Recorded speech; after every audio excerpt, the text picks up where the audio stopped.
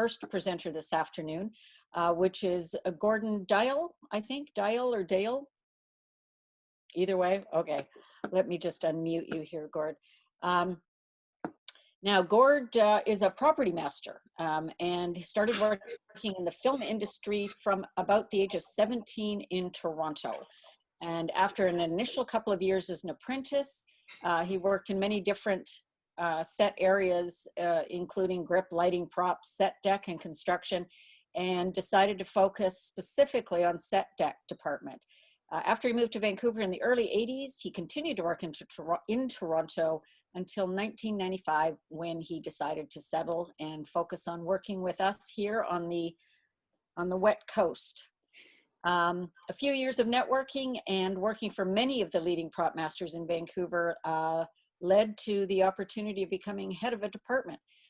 What started as a decade-long relationship with Canadian TV shows like Da Vinci's Inquest and Intelligence, leading up to the last 6 years as one of 2 prop masters for the CW show The Flash.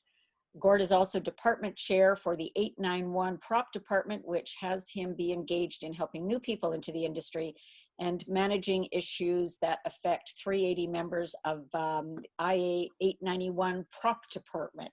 So with that rather lengthy introduction, Gord, I am going to turn it over to you. Are you going to be screen sharing? No, I won't be. Okay, that's only fine. Me. Oh, that's all right. Well, you've got a beautiful setting there, so we will, we're happy just to listen to hear what you have to tell us. So I'm going to turn it over to you. I'm going to mute myself. I will still be here, and in approximately 15 minutes, a little more than that, or approximately 15 minutes from now, I'm going to rejoin you, and we're going to go over some questions from our attendees. So Gordon, thank you very much, and it's all yours. Great, thank you very much, Darlene. It's actually a pleasure to be here to speak about what for me has been a very long career in the film industry and a very rewarding one. And I guess what I'd like to say mostly to start is that for anyone who's wanting to embark on a career in the film industry, in spite of the ups and downs over the years, it's been a really wonderful type of employment, and I've had a lot of different experiences in the world and working with and in different environments, anywhere from being inside a nuclear reactor to being in the bottom of a submarine. So you never know where tomorrow will take you, and that's kind of what the fun is. Anyway, let me start by saying, because I don't know how many of you are aware of actually what a prop is. A prop is really short for property, and it refers to any object that's used by actors in a film or TV show. And it generally refers to items that are used to define the characters and also to advance a storyline. For example, a cane or an accessory to a costume, like a badge on a police officer, that helps to define a character. That would be a prop. While a tree or a chair or a sofa is considered to be set decoration. Sometimes props is confused between what's set decoration and what is props. So really it's what an actor will hold or touch or do something with. The areas most likely to be considered the domain of the prop department are things like documents, weapons, food, personal items like watches, rings, and cell phones, or uniform accessories, and many more things like that. You can really imagine when you watch a film, and you can kind of distinguish, well, what is a prop? Well, it's that pen and this pad of paper. Pretty simple, right? Well, it's simple until you get a script, and then you have to figure out what the heck you're going to do with that. And so the world of a prop department on a film can consist of as few as 2 people, sometimes actually 1 person, or as many as 10 or more people, depending upon the size of the production. A small budget film might have a prop department of 2 people, while a large budget feature could have as many as 20 people in that department. So for just a couple of minutes, I'm going to just distinguish what the various kind of classifications within the department are. There is, at the top of the food chain, there's the prop master, and that would be, when I'm fulfilling that role, I'm basically supervising everyone else who's in the department. There's a title called assistant prop master, and that would be those, there could be one or more assistant prop masters on each production.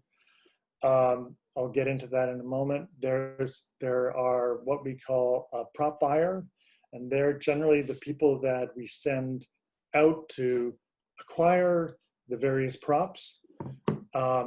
Often we're involved in having things that are built or fabricated or made, and also we would sometimes subcontract out certain types of work. For instance, if I have to build a book that has to look a certain way, I might go to a bookbinder and have them do make up the prototype essentially of that book. And then so far we've just talked about people that are working away from the set, and then on the set itself I would have what would often be an assistant prop master as far as their pay grade goes. I would have that person who is most in contact with the actors. For instance, the one who's handing over this cup to the actor for when they shoot it. And then their assistant, which we've come to term a truck person. Now the truck is where we house all the props that work on a particular show, and they come and go on the day as they're needed. So there's those two main people that work on the set. And then depending upon how many people are engaged on the day on screen, we might have 1, 2, or 4 more people, or 10 more people. On some shows, if there's like big army scenes, there might be like 10 people that are just getting all the background people dressed. So it can easily bloom into like 20 or more people. So those are the main jobs that are within the sort of confines of the department. Now, I just want to, and I haven't really spoken about what I do as a prop master, but I'm about to get into it. And there's about 8 different areas that I'm responsible for. And the first one is I have to break down the script. So I have to read and I highlight the script. I highlight individual props that are actually written about, where it says in the script, oh, Johnny looks at his watch. Then I would put a little yellow highlighter over watch in that scene. And I'd go through the whole script and I'd figure out what was actually specifically asked for. And then I'd read the script again and I look for what might be needed but is not asked for. Like it might not ask for Johnny to wear a watch, but it depending upon what his character is, we might give him a watch. Or it doesn't say the policeman has a gun, but I know that the policeman needs all these extra things. Then the next thing I have to do when I'm breaking down the script and reading it is I have to understand the things that the character might have or might do, and what is really who they are. And then I do some research and I learn about the work and the lives of the characters. And that generally for me on a television show, that probably takes about a day for me to get through all that. So I'm prepared to actually break the script down into understandable elements. The next thing that I have to do is I have to create a budget. And that budget is what will go sort of back up to the producers when I can say, oh, this is going to cost $40,000 to do this episode of this television show. And I can itemize why that is. So I have to start with the things that I know what they'll cost. And then I have to add in lines for items that I'm guessing what I think they might cost, or in some of my research, I would have found out that I know, well, for instance, I know that it costs $1,000 to outfit a SWAT person from the weapon down to all of the extra things we put on their uniform. So I'm guessing that there might be 10 people. I don't know, but I'm going to say 10, and I'm going to put in $10,000 for that. And then I go to the accounting department, the head of the accounting department, or the production manager, and especially on a new show where I'm not familiar with them, I will go to them and say, what do you need to see in a budget? The next thing after that is I've now got my core team of 3 or 4 or 6 people on the job with me, and I'll determine how we're going to go about acquiring those things. So we first look at, is it something that I can buy in a store locally or online? Is it something that's going to have to be made by someone or fabricated somehow? And then also I'm going to coordinate with other departments like costumes or set deck or construction or special effects and figure out what's of value for what can they contribute into what we need. The next item is scheduling, and there's a series of meetings that we have to get to, and the meetings that I have to attend, and the most important meeting is with the director, where we get to spend an hour and talk about the whole script and the specific big things that he or she thinks need to be in the story. And then there's meetings with the stunt or special effects people, and there's concept meetings and production meetings, and there's all sorts. Every meeting you learn a little more about what's going on with the production. And then the one thing that will determine everything else that goes on up until we start shooting is the first AD will create a one-line or a shooting schedule, and this will tell me the days on which each scene will be filmed and what props that they know are required, so that I can make my schedule to give to my team members. The next thing that happens is the main part of my job is to manage my team. So now I'm managing 1 person, I'm managing 10 people. And I have to make sure that all the information that I'm getting filtered to me gets out to them. And I have to also, in those same meetings, I have to allow those people to contribute back up with ideas or just their skill sets. The one thing about team management that I've always held as far as how I work is I want to take care of the people that work for me, and I never ask someone to do something that I wouldn't do myself. Then there's the supervising of prop use on set. Now I have been fortunate over the last 10 or 15 years to generally be working with really good people who know what they're doing. So my supervision on set becomes a smaller part of my job, but you have to be able to create the information, the breakdowns, the lists, so that everyone on set knows exactly what they have to be doing and what works, what props are using that day. And also the part of the supervision of the set is for me to plan for enough labor for those scenes. Afterwards, after shooting, post-shooting, I need to store and inventory all the key items. I need to return the things that have been rented, and I always need to know where things are and what condition that they're in. So that's pretty much my main job, the main things that I do. As far as communication goes, the last bit of this equation really is a series of meetings that happen. And the first one is a concept meeting, and this is where you find out an overview of what's going on with the script. The second meeting is the director's meeting that I spoke about, and this is where I get to sit down with the director and my questions about how they want things to go. And the producer and the production designer are often in that same meeting, and that's where we kind of work out the big things. Then there's also other meetings that I attend but don't generally participate. Those would be the special effects, the visual effects, the stunt meetings, a background costume meeting I would often go to. And this is where I would sort of sit back and listen and learn for anything that I need to know that might affect our department. The production meeting is similar to the concept meeting. It's at the last meeting you have before you start shooting. And this is where more details about the script are revealed. This is also where I generally sit in the back and answer questions when someone says, well, what about that prop? Is it ready to go? And generally my answer, the one single word that I say mostly in that meeting is I say yes. Is it ready to go? Yes, it is, because it should be by that point.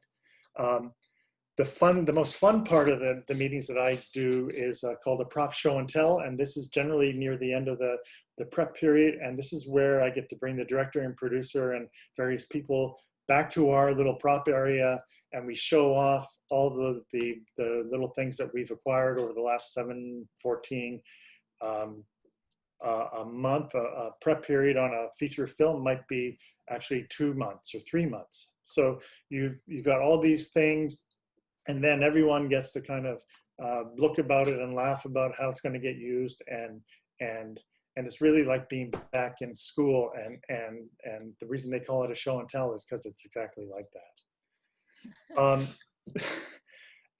So that's pretty much a general, the 15-minute quick version of what goes on in the back room of the prop department. Wonderful. Well, thank you so much, Gord. It's certainly a fascinating arena to be working in. Now, what might some of the most expensive props you've had to kind of deal with or manage in your career? The most expensive ones are the ones that are the things that don't exist, and it could be, I've spent or been part of, on the Flash, we build a lot of things that don't exist, like weapons, anything that, like a gun that we kind of make from the ground up might cost like $20,000. Yeah. That's amazing. If you put a mask on someone, if you have to build a mask for someone or parts of a costume, that could be $40,000. It's incredible, like the amount of time and effort and skill that has to go into making something like that. So, on a typical budget on the Flash was, maybe our individual episodic budget was probably around anywhere between $45,000 and $65,000 per episode. Half of that would go into things that we build, at least half. Okay, yeah. Great. Well, Gord, I'd like to bring in a few questions from our attendees right now. We have several here. Andrew Simpson wants to know, on average, can you say what the ratio might be between props being acquired from the real world versus ones that you design or build for for a specific project? Gosh, that's a really good question, and it really depends on the nature of the show. A romantic comedy, or set in present day, probably 100% of the things are real bought objects. On a show like The Flash, it's probably 2/3 built and 1/3 actually acquired. Great. Well, I think that answers the question. And Katie wants to know, is there a crossover for what is classified as a prop or a costume piece? And how do you or others decide which items are more of a character/costume item or a character prop item? Does it get confusing? Absolutely.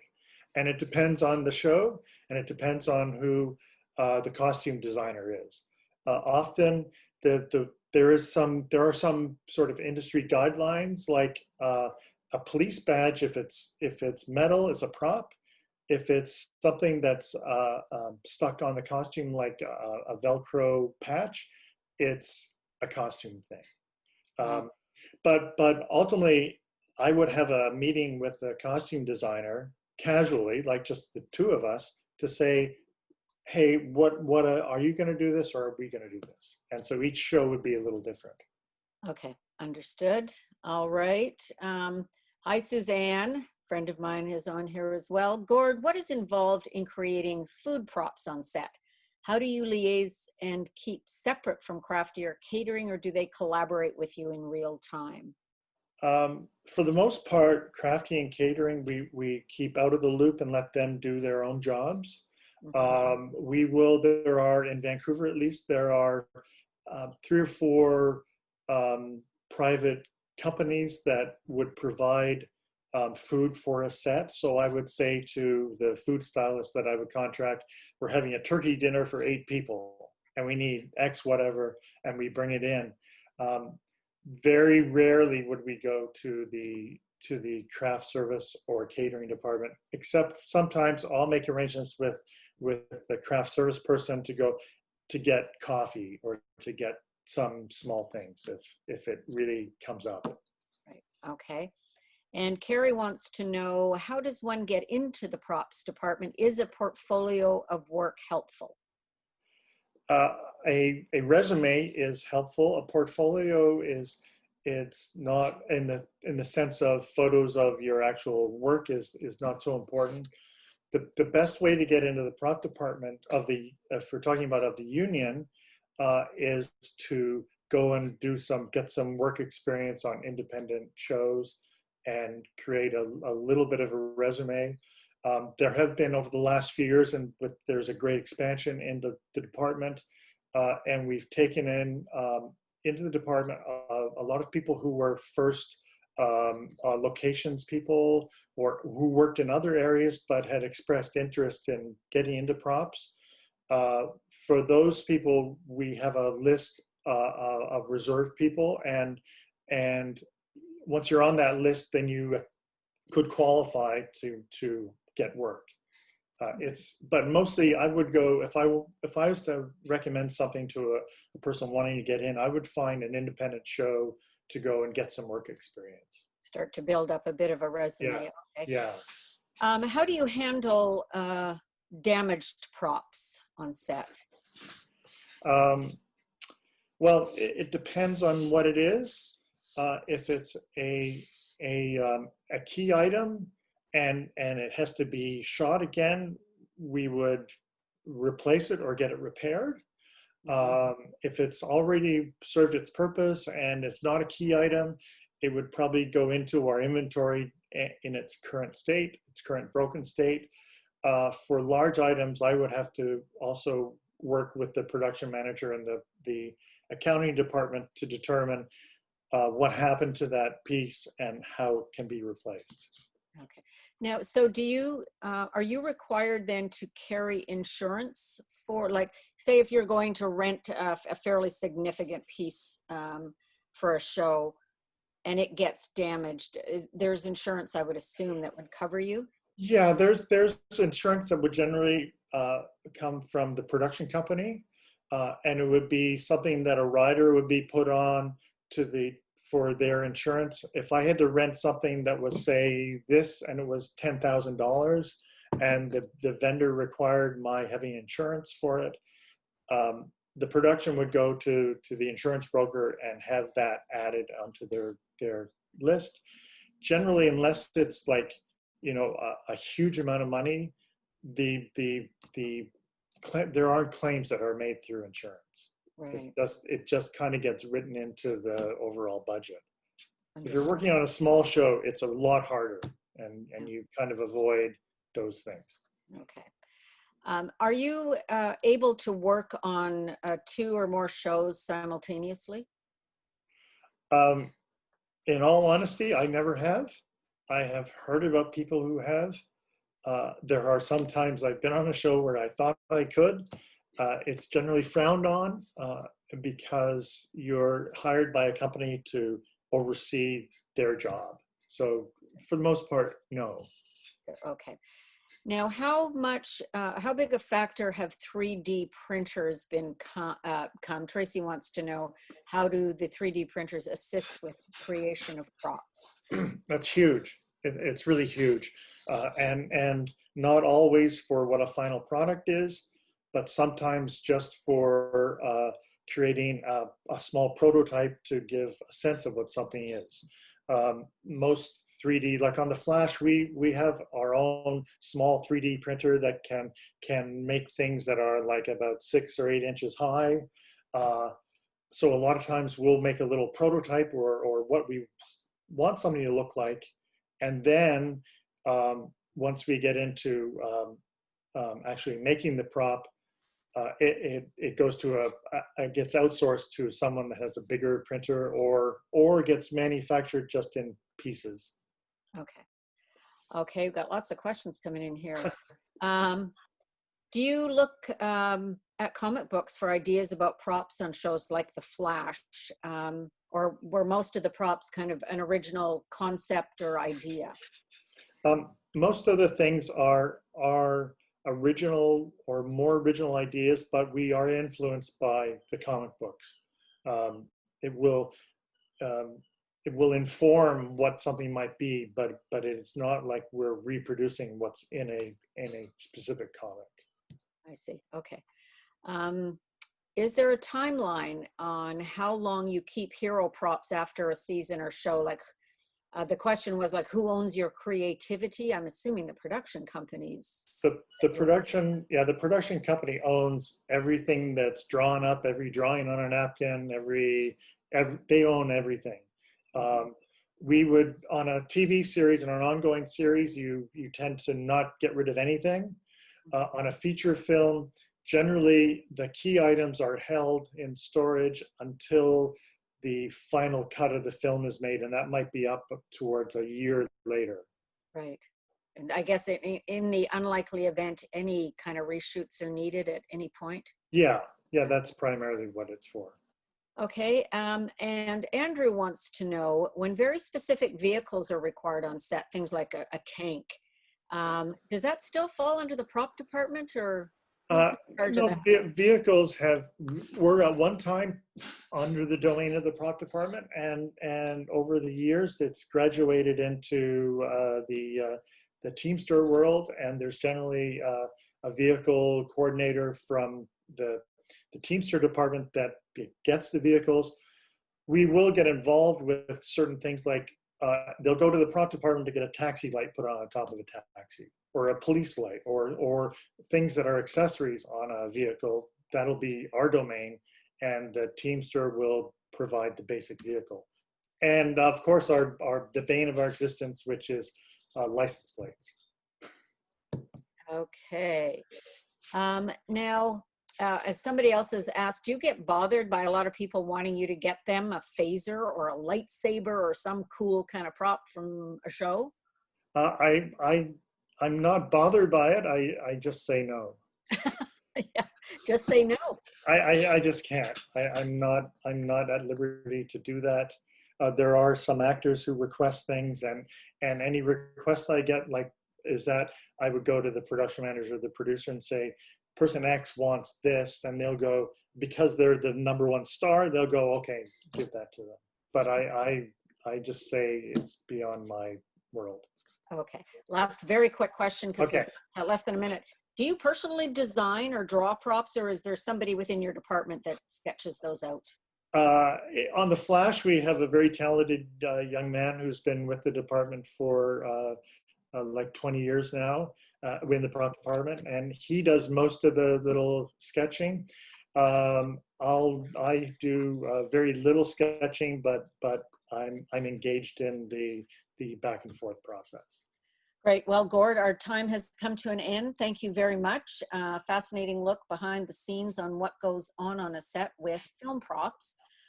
So I think we got to most of the questions. Is there a place where people, are you active on any social media platforms, or is there a way for people to kind of follow what you're up to? Yeah, I mean, I have a